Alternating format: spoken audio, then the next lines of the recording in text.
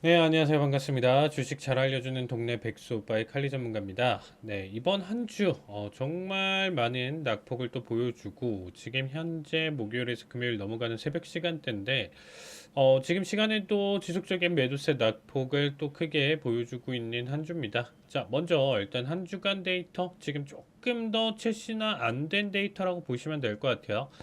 자, 목요일 증시 그리고 이제 방송 보시는 분들 지금 금요일 증시까지 반영된 결과에서는 조금의 오차는 있다라고 하더라도 자, 한 주 기준으로는 확실히 M7의 지금 일단 조정 장세가 크게 보여주고 있고요. 그 외쪽으로 본다라고 하면 파이낸셜 섹터와 그다음에 이제 에너지 섹터 쪽에서의 낙폭 크게 보여주고 있다라고 보시면 되겠습니다.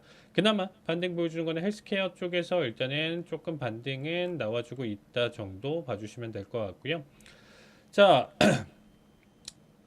자, 지금 컨슈머 사이클리컬이랑 지금 테크놀로지 지금 전체적으로 지금 커뮤니케이션 서비스까지 해서 매도세 낙폭이 4%가 넘게 그려지고 있는 모습이죠.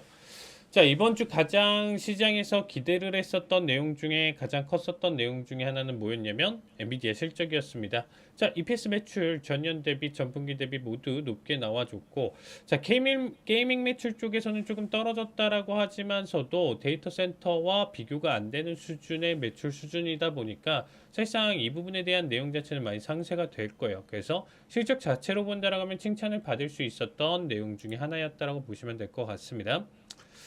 자, 일단은 그런데 다음 분기 매출 전망 자체가 그리고 이익률 전망 자체가 예상 대비 기준으로 지금 뭐한 1에서 2% 정도 낮게 설정됐었던 이 부분 자체가 시장이 조금 더 충격 내용 자체를 좀 가하고 있다라고 보시면 될 것 같고요. 우리가 언제까지 엔비디아 고성장에서 꺾이냐 이 타이밍만 지금 계속적으로 바라봤었던 것 같아요. 거기에 따른 책 실현 매물 나와주는 게 개인 투자자들보다는 조금 더 헤지펀드 쪽에서 일단은 근거, 트리거, 이유를 찾아냈었던 내용 중에 하나였다라고 생각하고 있습니다. 나머지 내용들 좀 보시면 전체적으로 뭐 나쁘진 않아요. 차세대 AI 블랙웰의 지금 대규모 생산 본격화, 엔비디아 회사 역사상 가장 빠른 제품 확산의 도입까지도 가져오면서 현재 뭐 내용 자체로 측면으로 본다라고 하면 나쁘지 않죠. 자, 지금 일단은 뭐 다 긍정적인 얘기만 나와주고 있는 상황이에요.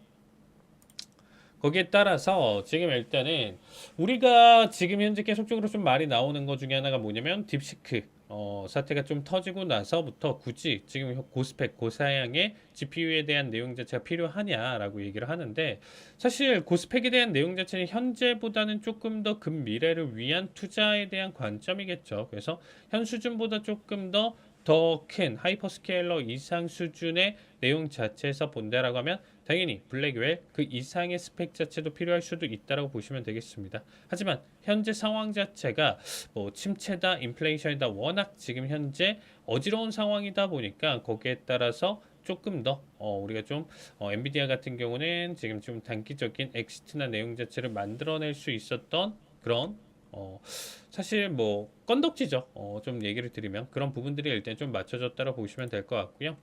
자, 트럼프 행정부에서 지금 좀 재밌어요. 뭐냐면 캐나다 멕시코 관세 부과 시점을 4월 2일로 연기했다라고 했었는데 목요일 저녁 10시 50분 뭐 요 정도 시간이었던 걸로 기억하는데 이 시간대에 갑자기 지금 3월 4일로 다시금 좀 조정을 하면서 긴급 속보가 나왔습니다. 그 결국엔 지금 현재 관세에 대한 리스크 내용 자체 가져가면서 시장 한 번 더 크게 조정을 받았었던 내용이었고요. 뭐 정말 여러 가지 일을 많이 하는 것 같습니다. 최근에 이슈나 내용 자체는 트럼프 행정부 내용 자체에 대한 이슈가 굉장히 좀 많은데 뭐 도지를 통해서 1조 달러 감축 원한다. 중국과의 관계가 매우 좋을 것이다. 이런 내용은 조금 의외이긴 해요. 그리고 이제 사실 유럽 쪽에서도 25%의 관세 부과 계획까지 있다 보니까 캐나다, 멕시코에서 정말 3월 초에 관세에 대한 내용 자체를 크게 가져온다라고 하면 이 부분 자체는 좀 지속적인 시장의 리스크 내용 자체로 가져올 수 있다. 좀 재밌는 거는 유럽이 당연히 관세에 대해서 보복을 시도할 수 있지만 결국 성공하지 못할 것이다라는 자신감까지 있어요. 그만큼 미국만 좋다. 결국에 이게 언제까지 갈까요? 만약에 정말 그런 관점으로 넘어온다라고 했었을 때 시장의 리스크는 계속적으로 확대될 수밖에 없다라고 보시면 되겠습니다.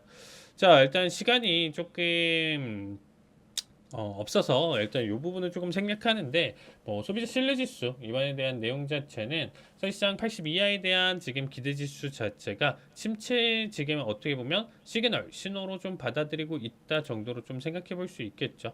최근에 하락에 대한 내용 자체에서 좀 근거를 맞추는 내용 중에 하나다라고 보시면 되겠습니다. 자, 그리고 또 우리가 증시만 보는 게 아니고 비트코인 시장에서도 코인 시장에서도 지금 좀 큰 이슈가 있었습니다. 21일 기점으로 사실상 이제 바이비트, 이더리움, 멀티시그 콜드 월렛에서 약 40만, 이더리움 약 11억 어떻게 보면 3천만 달러 규모의 알 수 없는 지갑으로 이체되는 결과가 만들었죠. 그러니까 해킹이 되면서 바이비트 CEO 벤저가 트위터를 통해서 해킹 사실을 공개를 했고 지금 회수를 위해 모든 동원을 약속을 했는데 결국에 이 내용 사태가 터지면서 바이비트에서 40억 달러 약 하나 5조 7,500억 규모의 대규모 출금 사태, 뱅크런 사태랑 어떻게 보면 좀 비슷하게 보시면 되겠죠. 그런 결과값이 만들어졌습니다.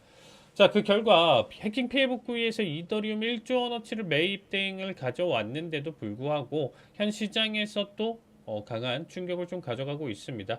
특히나 지금 현재 좀 바라본다라고 하면 어지러운 시점에서 비트코인이 지금 계속 10만 달러에서 머물고 있었던 기간값도 길었고요. 거기에 따라서 지금 같은 이슈나 내용 자체가 어떻게 보면 하나의 트리거가 됐다. 그래서 지금 어떻게 보면 위험자산 회피 심리나 내용 자체를 가져오고 특히나 최근에 이렇게까지 또 급등을 가져갔었던 이유 중에 하나가 비트코인 현물 ETF 출시 이후서부터 지속적인 매수세, 매입 자체가 계속적으로 이어졌었는데 거기에 따른 어떻게 보면 대규모 청산이라든지 이런 모습까지 같이 나와서 현재 시장은 굉장히 좀 리스크를 회피하는 심리에 따라서 단기간 혹은 중장기적으로 조정 국면에 있다라고 좀 판단해봐도 나쁘진 않을 것 같습니다. 자, 그래서 조정에 대한 내용 자체는 지금보다도 훨씬 더 딥할 가능성이 있기 때문에 자, 고점 대비 기준으로 40% 이상 자산 전체적인 조정 가능성이 저는 있다라고 생각하고 있습니다. 그래서 현재는 사실 조금 더 현금 확보에 여러분들 포커스를 좀 잡으면서 일단은 상반기 내용 자체는 좀 지켜보시면 좋을 것 같다라는 얘기 드리고요. 워낙 지금 현재 조정 장세가 강하다 보니까 히든 종목은 다음 주 기준으로 다시 한번 더 살펴보도록 하겠습니다. 자, 오늘 준비한 내용은 여기까지고요. 다음 주 이 시간에 다시 찾아뵙도록 하겠습니다. 수고하셨습니다. 감사합니다.